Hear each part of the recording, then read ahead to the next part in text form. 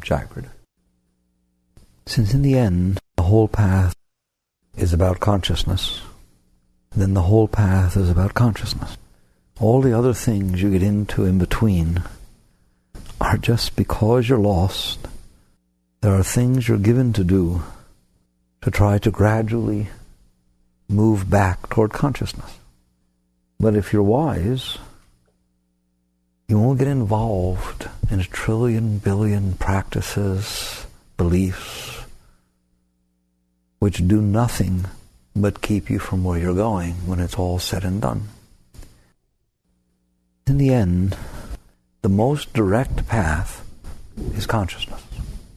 What does that mean? You are conscious. Fortunately, you don't have to learn to be conscious or somehow figure out how to become conscious. You're conscious. It is not a question of being conscious. It is a question of what you are conscious of. The light is always shining. The question is, what is it shining on? You get a perfect picture of the path if you view your consciousness as the light of consciousness. When a light shines on something, it illumines it. In this particular case, when the light of consciousness shines on something, it not only illumines it, but it becomes aware of it, and it identifies with it. So if the light shines on something beautiful, it feels beautiful. If the light shines on something old, it feels old. If the light shines on something expansive, it feels open. If it shines on something contractive and small, it feels small. That's all that's happening. Your consciousness is always there, always. You wish it wasn't, but it is. It's always there. The question is, what is it conscious of? Now, wouldn't it be so bad if you could just choose what you were conscious of? And that's what happens. Consciousness goes to whatever attracts it. Consciousness goes to where it feels it needs to do its work, where it feels it has an issue or a problem. And since there are many issues and many problems and many disturbances, your consciousness gets split into many, many different things. If you think I'm talking about things in the world, you've got about 2% of it. Yes, your consciousness is constantly being drawn to different things in the world. There are things you are for and things you're against, things you're afraid of and things that you're desirous or attracted to. What does it mean to be attracted to something? It means if it comes anywhere within 1,000 feet of your consciousness goes right there. It attracts your consciousness. If there are things that you're afraid of, things that you don't want to deal with, it's interesting, they also attract your consciousness. If you doubt that, I always give you the challenge. I have a giant 22-foot rattlesnake. Big snake. I'm sorry, but your karma is such that you're going to be within 5 feet of that snake while it's free. Do you want the 5 feet to be in front of you or behind you? Where would you rather have that snake? 5 feet behind you or 5 feet in front of you? There's no question about it, is it? There's not one of you going to stay behind you. I want it there. Why? I thought you don't like it. Yeah, I want to see it. Just the act of seeing it makes you feel like you get some control over something, don't you?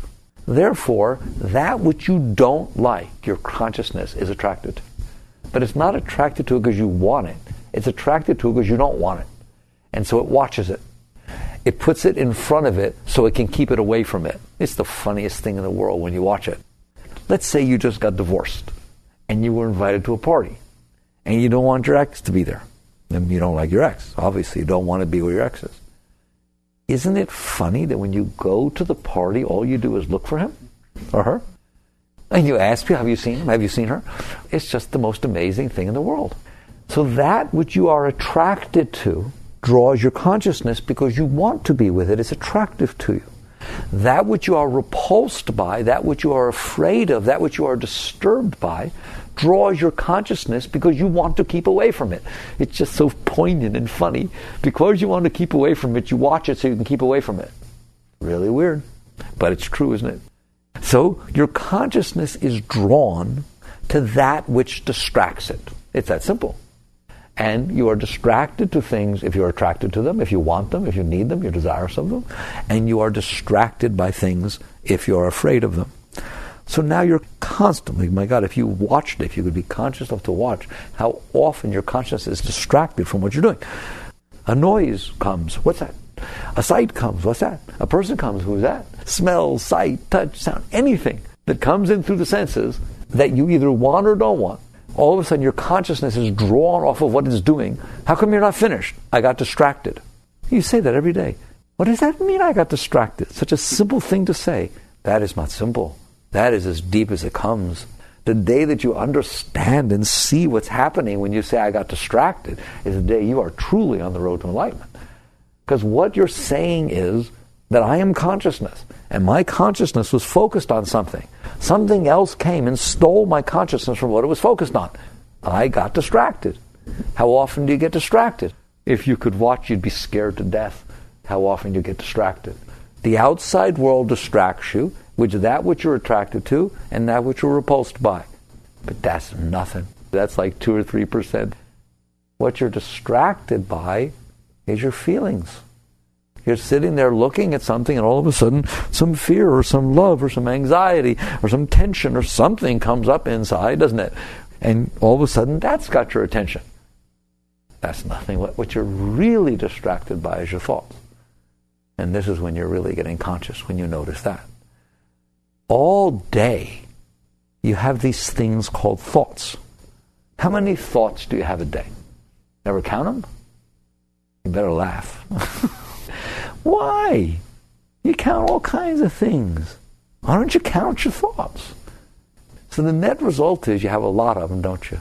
How many do you have at once? You ever have more than one thought going on at once? I better see your pearly whites. I mean, they're just very prolific in there. There's lots of them. You have so many thoughts going on. You have thoughts waiting to come on stage. And you know it. You kind of put them in the background on the stack. In the minute they got a little room, they pop in, don't they? And you know they're there. You're just not giving them the energy at that moment. You have thoughts in the foreground, thoughts underneath, thoughts above. You have thoughts flying around all the time, don't you? There are lots of thoughts, and they distract your consciousness constantly. The ultimate example, you're sitting there reading. At least you were reading. You've turned the page 4 times before you realize you didn't read a word. Your eyes passed over it. You read, you mechanically turned the page, but not a single thing got into your consciousness. All of a sudden, you come back, you turn your pages back. What happened? You realize that somewhere's in between the words that said, and then he got on a train that was headed toward Bangalore. And your thoughts started, God, I wish I could go to India. Can you imagine I could go to the ashrams and the pages are turning? That's what happened. Some thoughts started getting made, and they caught your attention. Do thoughts catch your attention? Do thoughts take your attention away from what you're doing? Do you, quote, space out? Do you literally space out? You just go somewhere. Can somebody talk to you and you're really not all that interested in what they're saying? Right? What does that mean you're not interested in what they're saying? Well, what he was saying didn't keep my attention. What does that mean? Where'd your attention go? Into the thoughts. It was boring. It didn't keep my attention. My attention went... It didn't keep my attention. Oh, I love it so much. What do you mean keeping your attention? It means you have this thing called attention, consciousness, and it can be focused on anything. And a moment ago it was focused on the teacher or the lecturer. But then it didn't want to be there. The competition of the thoughts were stronger. They were more interesting. The thoughts about what you're going to do this weekend, the thoughts about what you did last week, the thoughts about your girlfriend, the thoughts about your boyfriend, the thoughts about whatever the heck you want to think about, was more attention-keeping, more attention-grabbing, more interesting than the attention you were supposed to be paying here. Everything we're talking about right now is the essence of spirituality. And the day that you make your spiritual path be about this is the day you will grow every single day of your life. Your entire spiritual path is about nothing but your consciousness. So right now, where's your consciousness? It's like herding cats. It goes wherever the world takes it. It goes wherever your mind takes it. Whatever catches its fancy, that's where the consciousness goes. And it's multiple places at once. Like, I'm kind of listening to you, but really I'm often here too.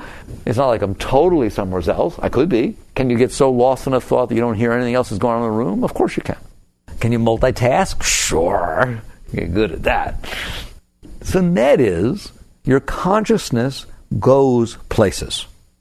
Just like a light can go places. It shines into these different places. Your entire path is about coming into harmony with, in fact, coming into ownership of your consciousness. Right now, you don't own your consciousness. The things that attract your consciousness own your consciousness. It goes where it goes and takes you with it. And there ain't much you can do about it. If you're supposed to have this big project, but you got a fight with your girlfriend or boyfriend last night, and you're sitting there going to do this project, you're a basket case. Well, why? Just concentrate on the project. Why do you want to concentrate on the fight? You don't have a choice. Those thoughts are going to keep coming in there. Those emotions are going to keep coming up, and they're going to completely capture your consciousness, and you won't have any for what you're doing. That's what's going on with your life. And where you put your consciousness, that is your life. So since that's true, now we've painted that picture, your consciousness is scattered onto mind, emotions, and objects of sense, and you have almost no control over it at this point. Really, you don't. I mean, you can try all you want to meditate. Oh, no, and then you get up and it's gone, all right? All day. Where is it? Which one of you could look me in the eye and tell me that you could tell me every single place your consciousness went today? Every thought, you should be able to. And there will be a day in which you can. If I asked you, where did your body go? What did you eat? I hope you'll be able to tell me that. You do pay enough attention to where your body went. You pay enough attention to what you put in your mouth. You should be able to know every single place your consciousness went all day. Because you are your consciousness. But that's not what's happening. What's happening is the objects of consciousness own the consciousness. They distract it, they capture it, and it goes there. And every once in a while, you come back and say, oh, what was I supposed to be doing? Then you're in control. And then it's gone. Then you're back. And then it's gone. And that's pretty much a person's life. Your entire path is to herd those cats. That's your entire path. Your entire path is to be what you are, which is a conscious being. Right now, you're kind of a conscious being, but your consciousness is distracted by all these other objects of consciousness. Therefore, it's scattered all over the place. Therefore, even though you have the potential for this centered consciousness, it is not being exercised. It's all over the place. What do you do? Well, what they give you to do is they give you all kinds of things to do. You know, scriptures and mantras and doing yoga. They give you so many things to do. But in reality, what they're really trying to do is get some semblance of control over your consciousness. If you have disciplined things to do on a regular basis, you will have to be conscious enough to do them. Like, for example, satsang, keeping morning and evening satsang. It is one of the foundations of true spiritual practice, is having regular, every morning, every evening, time that you put aside to do what? To harness your consciousness. That's what all the disciplines are. They are all an attempt to say, are you willing to assert will so that your consciousness goes where you decided it would go at a given point in time, instead of going wherever it's distracted to go? So you wake up, but I'm too tired, I'd rather sleep. Or your dreams keep you, or this, so the food keeps you. There are billion trillion things that can distract you from being where it is that you determined you were going to be. So your primary spiritual practice is about regaining your center of consciousness so that you become a conscious being instead of a scattered being whose consciousness is watered down because it's thrown all over the place, drawn all over the place by the objects of consciousness. If you set these disciplines for yourself, the power it has is the power that you discipline yourself to do it. The true power of a mantra is as follows. I'm sitting there saying, Guru Om, Guru Om, Guru Om, or whatever it is. God, God, God. And all of a sudden, there's a noise over there. The noise sounds a little bit like the noise I heard when I was 10, when I was down by the beach. My thoughts want to go there and start thinking about 10 down by the beach. So guess what happens? Since I have this commitment, guess what I just did with my consciousness?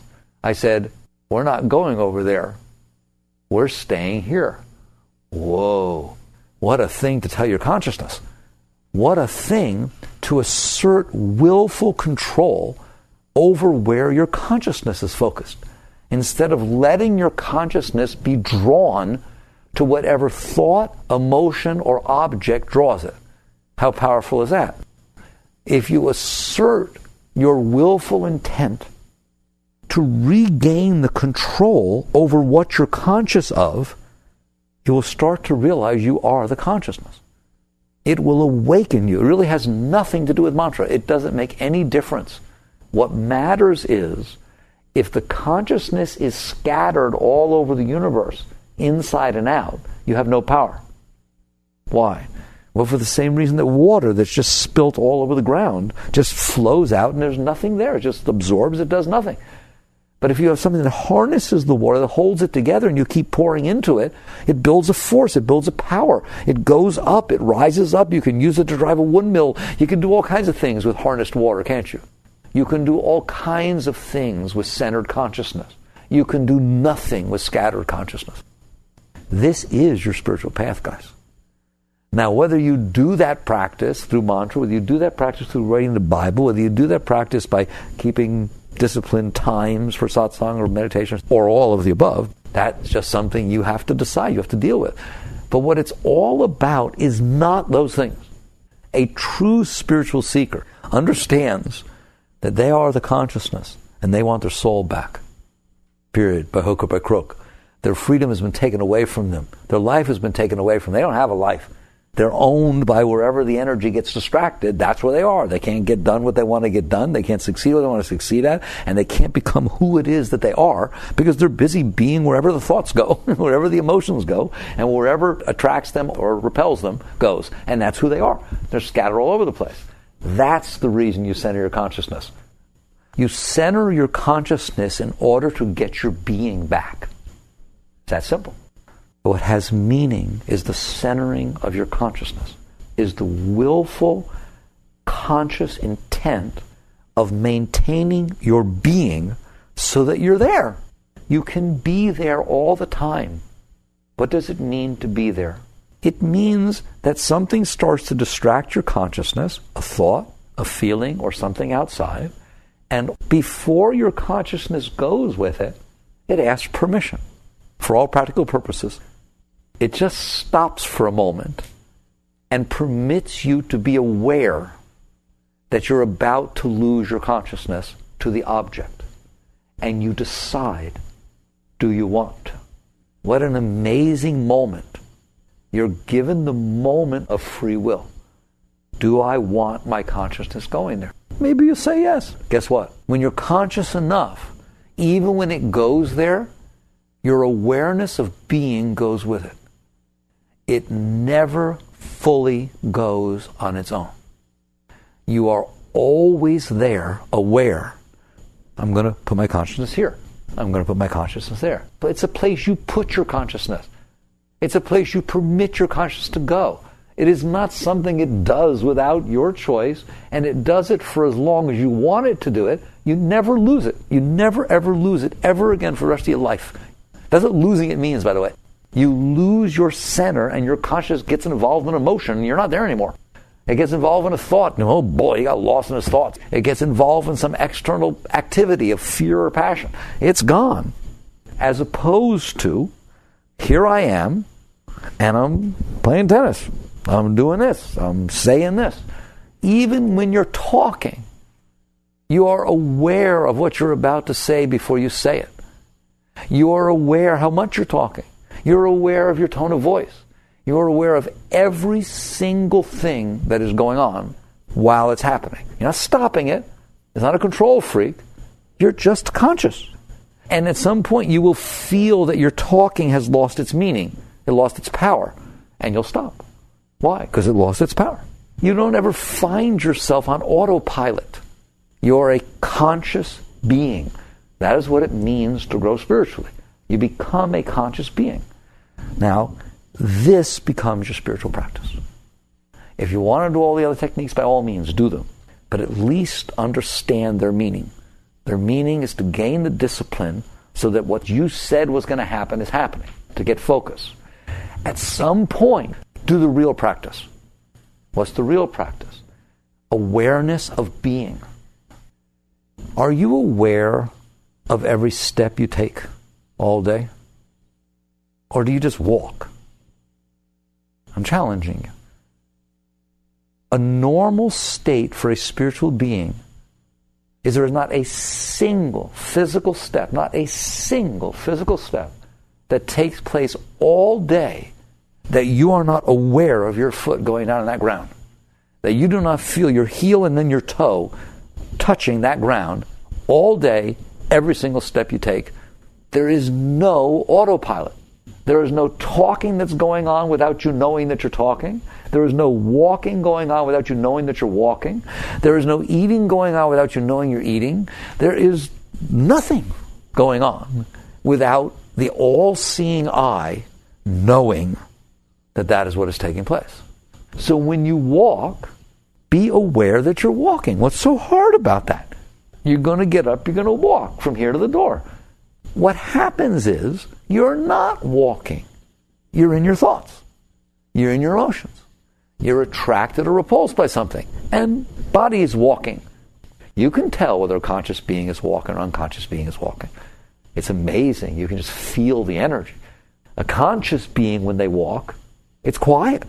An unconscious being, when they walk, they don't even know if they're stomping or if they're quiet or if they're anything. They don't know anything. There's nothing going on. The mind is active, and however the mind is how the step is. If the mind is quiet, the step is quiet. If the mind is agitated, the step is agitated. Ever noticed? I mean, you watch somebody walk. You don't walk the same pace all the time. You don't carry yourself the same way. When you are conscious, you are all times aware of what is going on. You are aware. So you start with this thing called awareness of being. As you become more aware of your being, you become enlightened. Why? Because that's what your being is. Your being is awareness, and the awareness is universal. So how do you practice awareness of being? That's the easiest of all things. You are conscious all the time. There is never a moment that you are not conscious. The question is, what are you conscious of? Why not be conscious willfully of what's going on? Your consciousness is the greatest gift that was ever given to you. Without your consciousness, you don't even exist, do you? What are you doing with that gift? You're pouring it on the ground without a container every moment of every day. It's just going wherever it goes. The most powerful, the most wonderful, the most awesome thing that could ever be, awareness of being, consciousness. That is the essence of your life. The whole game is to bring it back to your center. Bring it back to your being. Practice the presence of consciousness, the presence of being. So mantra's one way. Should you want to play with that, it's fun. Just play with it. Bring it back there. That's when you start to see how many thoughts you have. At least give them some competition. You start giving them competition, you'll come to me and you won't like me anymore. Why'd you tell me to do that? My life's been hell since then. I'll bet it has. Because you decided to stand up against it. You decided to sit there and try to regain your kingdom. And bam, thoughts are going all over the place. This will make you see that. That's one thing. But I'm telling you, this walking thing's easier. From now on, every single time you go to walk, pay attention that you're walking. Feel your feet touch the ground. Now what you're going to find is, you're going to come to me and say, that's hard. Now that's embarrassing. Why would that be hard? See, you win either way. You win either because it's easy and you get to do it, or you win because it's hard and you get to see that it's hard, and that's absurd. Why would it be hard? Well, the first reason it's going to be hard is you won't remember to do it. Well, that's embarrassing. Hey, you remember to eat, all right? You remember to call your girlfriend, you remember to do things you want to do. Well, don't you remember you're walking? So you first start with conditioning yourself to remember. Okay, fine, just do it, it's fun. Then you're going to find you have competition. Your thoughts are your competition. You'll start walking, and your thoughts will just start, and you won't know that you're walking anymore. And I want you to see that. I want you to see that you're losing your life. It's bleeding away into nothing because there's no consciousness. If you're not going to be conscious, why bother being alive? You're not experiencing anything. Tell you what I'm going to do. I'm going to turn off your consciousness, but your whole body will still go through its entire life. You get to get married, you get to have children, but you won't be there. Then at the end, we'll turn it on and we'll say, see what happened? How would you like that? No, I don't like that very much. I missed the whole thing. Where was I? I was sleep living instead of sleepwalking. That's what you're doing. Unless you're here, you're not here. You're lost in your thoughts. So you start practicing the presence of being. That is a spiritual practice. Your spiritual practices are 24/7. It's not something you do for an hour a day or 2 hours a day. It's something you do all day. So we started with walking. When you're walking, you pay attention. Your feet touch the ground. You think, but be aware that you're walking. Practice that. And what you'll have to do is struggle with your thoughts. You'll have to struggle with your ability to maintain your center of consciousness. You'll think that what you gain from that is that you get to experience walking, which is good. It's fun. Walking is nice. You get to experience things. No. What you're going to gain with every one of these practices is you're bringing awareness, consciousness to bear, to being. And you will start to realize that's who you are. You are awareness. And as your consciousness focuses and centers into the center of your being, your whole insides will open up, your spirit will open up, and you'll begin to feel tremendous spiritual power and spiritual energy as your consciousness no longer spills out on the ground. So one, you'd be walking. If you want to play with mantra, you want to play with doing something with your thoughts, when it's said and done, and I'm serious, there is a state, and I want you there, that not a single thought, conscious or subconscious, you literally watch that which used to be your subconscious try to hide from your conscious. That's how conscious you are. There are thoughts that are in front, and there are thoughts that are trying to hide in the shadows behind, but you're looking right at them, and you see them trying to hide in the shadows. That's what Freud wanted to call your subconscious. The trouble is, you're too conscious for there to be a subconscious. Yogananda said, when it's all said and done, there is no subconscious.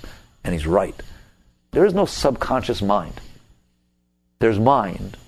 And then there's consciousness is willing to look at part of mind and not willing to look at the other part of mind.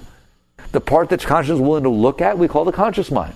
The part that consciousness is not willing to look at is the subconscious mind. It's absurd.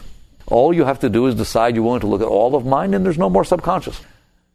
That's how you work with this. It's all about consciousness. You are to be aware of your thoughts. More important than meditation, but you won't be able to do it without meditation. You are to be aware of every single thought that gets created all day. And you are to decide willfully whether you want to go with a thought or whether you don't. It's your choice. You don't find yourself in a thought. You find yourself noticing a thought being created and deciding whether you want to put energy in it or not. And boy, it's fun when you play at that level. You'll sit there and you'll have a thought of a certain kind. All of a sudden the thought comes up. You decide, all right, we'll look at that for a minute.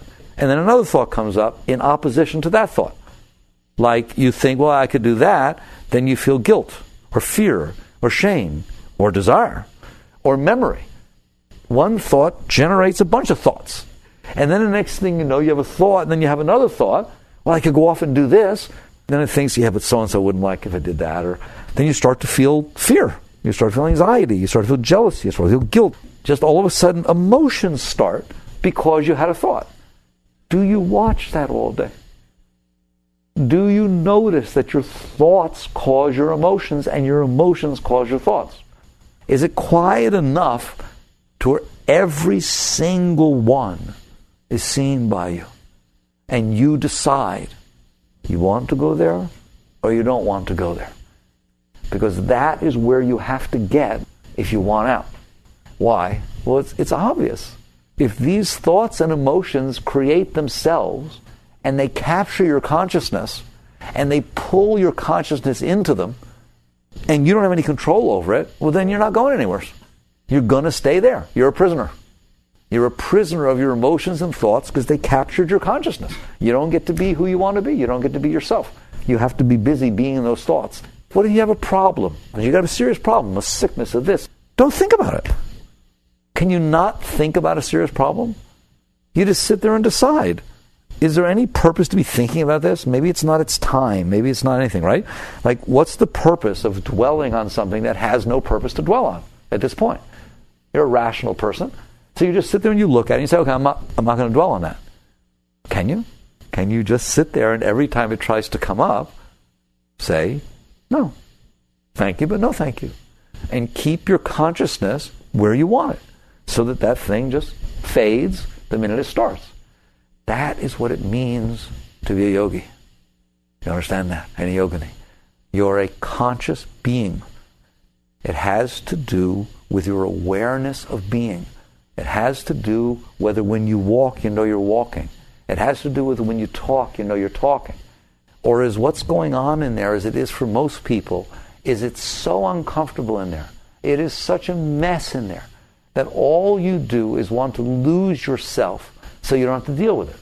So when you talk, you lose yourself in your talking. When you walk, you lose yourself. If you can have a decent thought, you'll lose yourself in those thoughts. A yogi never loses themselves. Never. A yogi wants to be conscious, no matter what it is in there, bad, good, or indifferent. There is no hiding from it. What a yogi does is sit in there.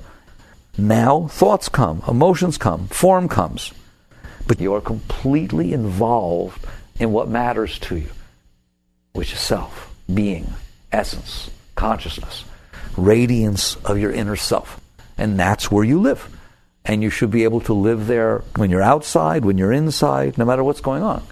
People talk about the importance of meditation and spiritual practices. They are important, but they are important because they give you the ability to do this. Until you can do this, you will never be free. It is not a matter of taking weekends and going off and doing some retreat somewhere. It is a matter of every minute of every single day. This is who you are. You are consciousness, and you are aware that you are consciousness. And consciousness can get involved in thoughts, and consciousness can get involved in emotions, and consciousness can get involved in this world. Or it can't. It is its choice. It's consciousness. You shine your light where you want. And if there should be something that you're struggling with, what does that mean, struggling with? Somehow it has a hold on you. You don't want to be involved in it, but it keeps drawing you into it. I mean, what is that? You are your own being. How dare a thought own you? Who does it think it is? How dare an emotion own you? How could anything in this world own you? You are your being. And so you work with that way. If something can still own you, it's your best friend. It is your best friend. If something can scare you enough to where you have trouble not being involved in it, if something can attract you enough to where you have trouble not being involved in it, be they thoughts, emotions, or form, you look it right in the eye and you say, we'll see how long that lasts. It won't change in 1 minute, but you know to the bottom of your being, there is no way you're going to get owned by anything. How can that which you're looking at own you? You're the light, you're consciousness. How could you let yourself be owned by something below you? And so you look at it and you realize, my God, this thing's got a habit-formed draw on me. That won't last. And you play with it. How? Every time it moves, you let it go. You got that straight? I'm not telling you to suppress it and push it away. That doesn't work. You play with it. That's different than suppressing it. Play with it means your days are numbered. You can draw on me all you want. I'm going to keep letting go. I'm going to keep letting go. Every once in a while, you'll draw too far. I'll get back. I'm letting go. It's like riding a horse. You know, throw you a few times, you get back on. But when it's said and done, you're well aware who's going to win. There ain't no way you're not going to ride that horse. There is no way that anything is going to own your consciousness. Anything. As you work with this, with your walking, with your talking, with a mantra, with meditation, whatever it is, you liberate yourself. A true spiritual being, every single day is different than they were the day before. And you are aware of that. You are aware that the next day you are not the same person that you were the day before. How could that be? You're more centered. If you're doing what I just said every day, there's no way that every day you're not better at it than you were the day before. If you lift weights and you can only lift 145 pounds, I guarantee you if I add an ounce a day, just an ounce, not a pound, an ounce, You won't feel it. But if I come back in 20, 30 days, I guarantee you'll be lifting more than you were when I was there 20 days ago. And in fact, every day you'll lift more, won't you? And you won't even notice it. It is the same thing with this. If you do these practices 24/7, you are constantly conscious. That's what you're doing with your life. Work, play, this, that, every single thing. You're aware of what's going on and playing with it. If you do that, then every day you practiced. Because practice makes perfect, you're better at it the next day. The very fact that he yelled at you and you lost it for a little while and you got back up and caught yourself means tomorrow you'll be better at that. Practice makes perfect. And what a yogi is practicing every single minute of every day is consciousness, is awareness of being, is the center of their essence. Is it clear? It's fun, isn't it? That's what you're doing. I don't know why you need anybody to teach you. Just do it. Just play. Have fun. It's a video game. It doesn't need instructions. I like the video games that I don't play any of them, anyway, never did, but they tell me there are ones that they don't come with instructions. You just start using it and you don't even know where it's going or what you're supposed to be doing. It's like an interactive experience. That's what this is. Except that you have one clarity. I gave you the clue. It's all about how present you are. It's all about whether you're in charge or your thoughts are, or your emotions are, or form is. There's nothing wrong with form. There's nothing wrong with thoughts. There's nothing wrong with emotions. But there's something seriously deficient about you not being there. This is your life. Can you be present all the time? Until when I say to you, were you aware of every single thought that passed through your mind today? You look at me and smile instead of laugh at me. You were aware of every single thought that passed through your mind today. Very good. It's called the practice of the presence of being. The practice of the presence of being. Jagrata.